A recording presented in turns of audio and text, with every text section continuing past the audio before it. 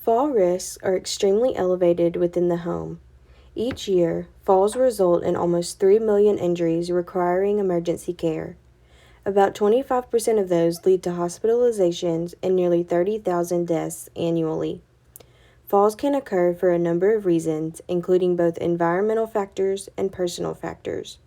Environmental risk factors often include slippery surfaces, poor lighting, loose or worn carpets, staircases without railings, poorly designed bathroom layouts, pets, and various items laying on the floor.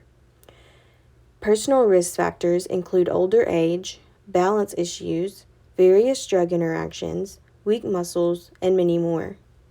As speech-language pathologists, we are here to ensure that our patients and their caregivers understand the importance of preventing falls within the home. Communication breakdowns can be a factor that leads to safety risks and falls.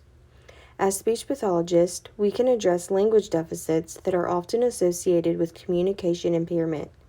We also can address areas of orientation, memory, and organizational skills that can help prevent falls in the home. In the following scenarios, you will see an example of a cluttered, hazardous environment, as well as an example of a clean, safe environment, and things that you can do within your own home to prevent the likelihood of falls.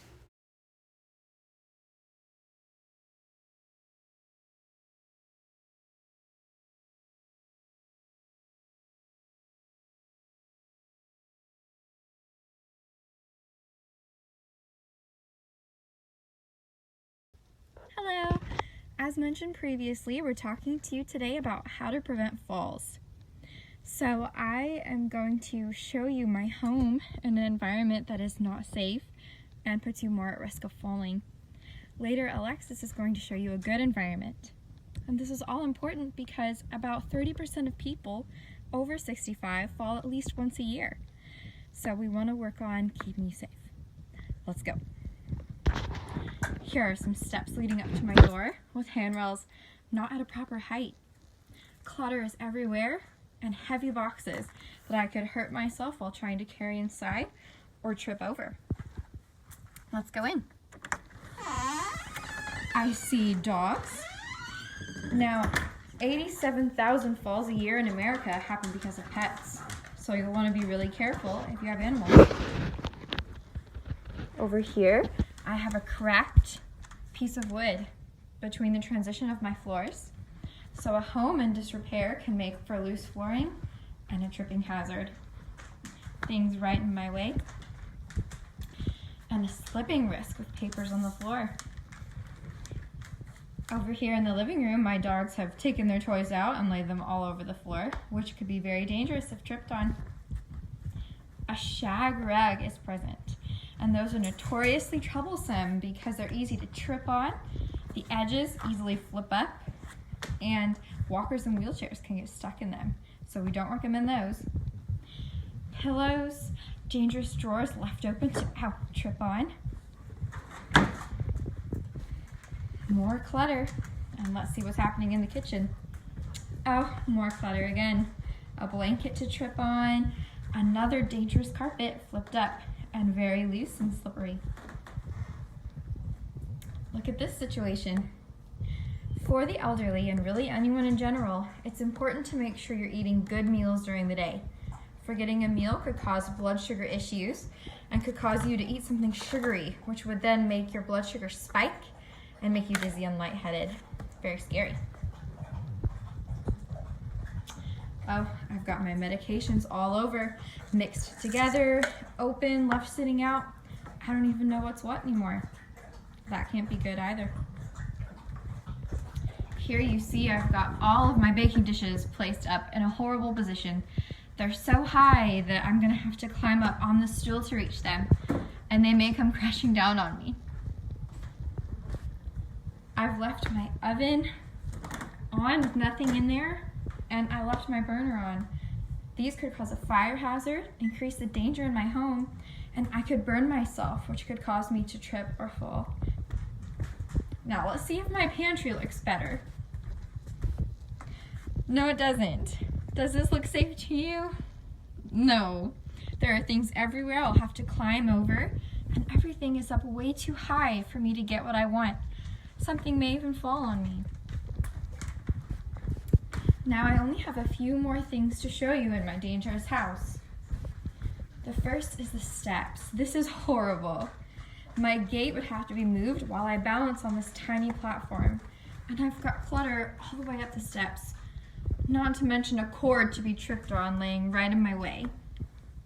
Now stairs are especially dangerous.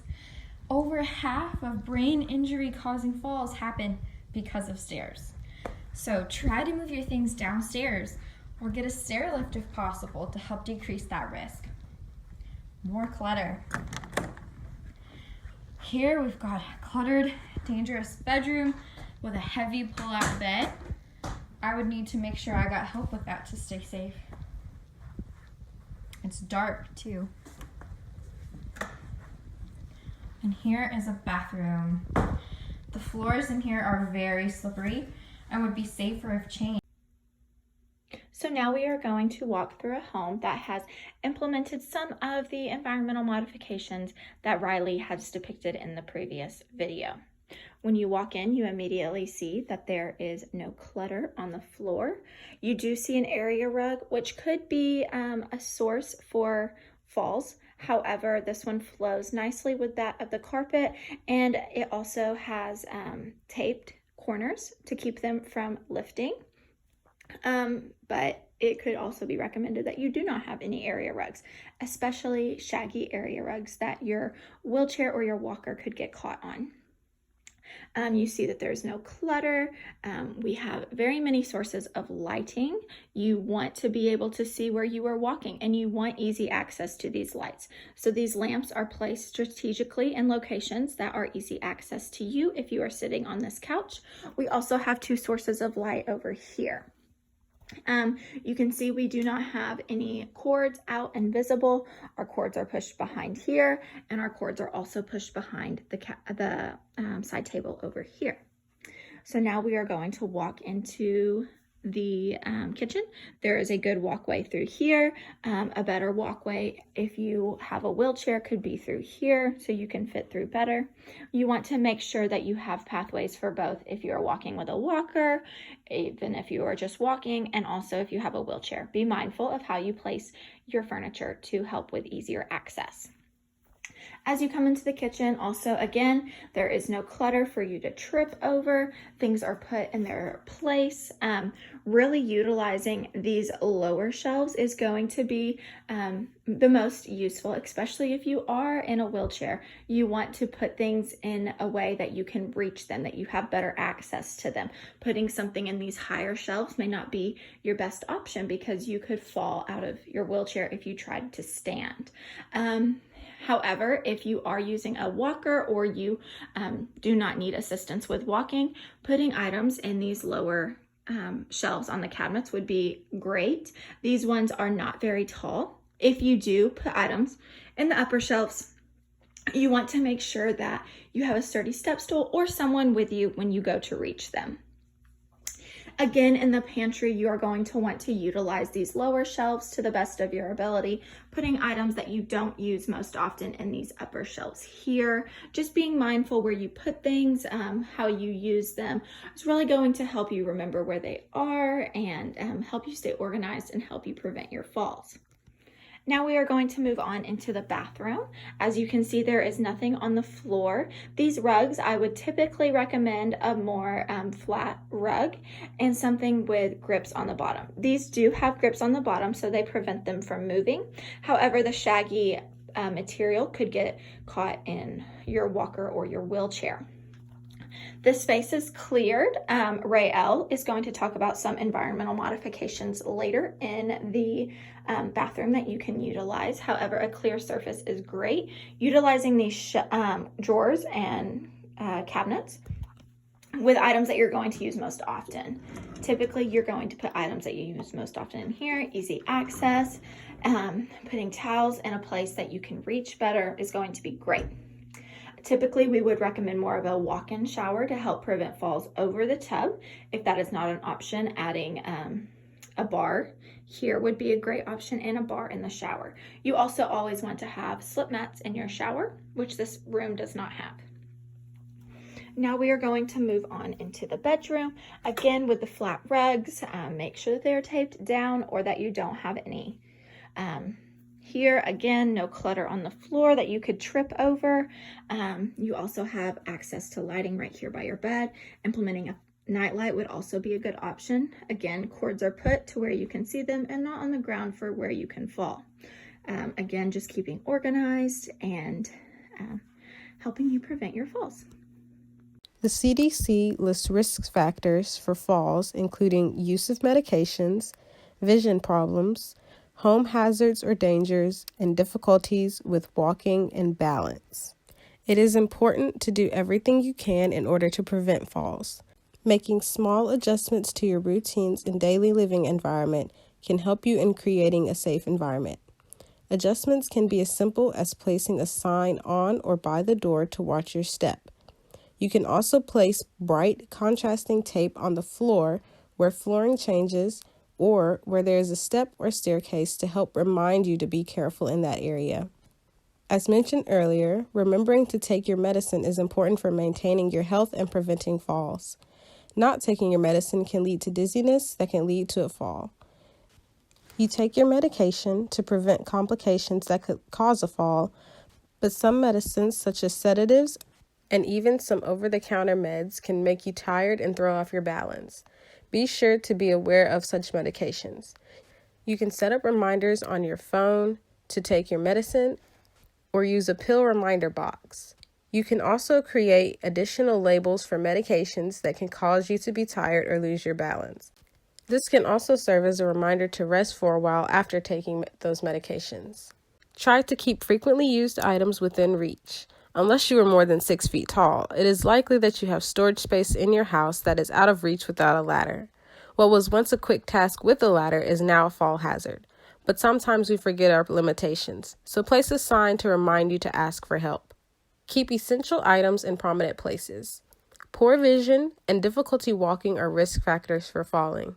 Items such as a cane or walker and your eyeglasses should be kept in easily accessible places.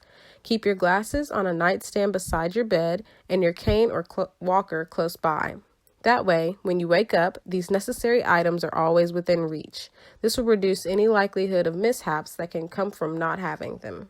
Some additional things you can do to stay safe include keeping the house well lit. Place night lights throughout the house or keep a lamp on for late night trips to other rooms. Have grab bars installed in the bathroom. These can improve balance when getting in and out of the shower or when using the toilet. Also consider adding a no-slip mat in the bathtub or shower. Install handrails on both sides of staircases. Keep walkways clear. And last but certainly not least, keep in contact with your doctor about any changes in your health, especially if you've been feeling dizzy. Creating a safe environment does not have to take much. Remember, it's the small things that can make the biggest difference. Falls are the leading cause of both fatal and non-fatal injuries in people aged 65 years and older and can lead to significant costs, injuries, functional decline, and reduced quality of life. Medication management can play an important role in fall prevention, and the use of multiple medications or the administration of one or more medications can increase fall risk. Upon arriving home from your stay at the hospital, it is important to take a look at the labels on your medication. Taking the time to read the labels on your medication bottles is very important. It allows you to know when you need to take it, how many you need to take, and at what time, whether it be with a meal or without. If you were to misuse a medication, it could result in dizziness and confusion, which could ultimately result into a fall, placing you back in the hospital with even more severe injuries. This is why it is crucial to ensure that you take your medication accurately and at the correct time. One way to ensure that you take your medication accurately is the use of a medication organizer. These can be found at pharmacies or most grocery stores. Medication organizers allow you to place all of your daily doses into one container, specified by what day and what time they are needed. This allows you to keep up with them easier and ensure that you know if you have already taken your medication for the day if you cannot remember if you did so. If you do not have one of these at home, it is highly recommended that you pick one up while fulfilling your medications at the pharmacy after you discharge from the hospital. Today we have learned about some situations that can cause a fall, some ways to prevent falls, medication safety, and some environmental modifications that you can make in your home to make it safer. We were also able to see the differences in a dangerous environment and a safe one. As mentioned earlier, around 3 million falls happen per year, and around 25% of those result in hospitalizations. Falls also account for nearly 30,000 deaths per year. Environmental factors, such as hazards in your home that may cause a fall, can be prevented by making modifications to your home. Personal factors, such as a certain medication and age, can also make you more likely to fall. Preventing falls is important, and knowing ways to modify your environment will help.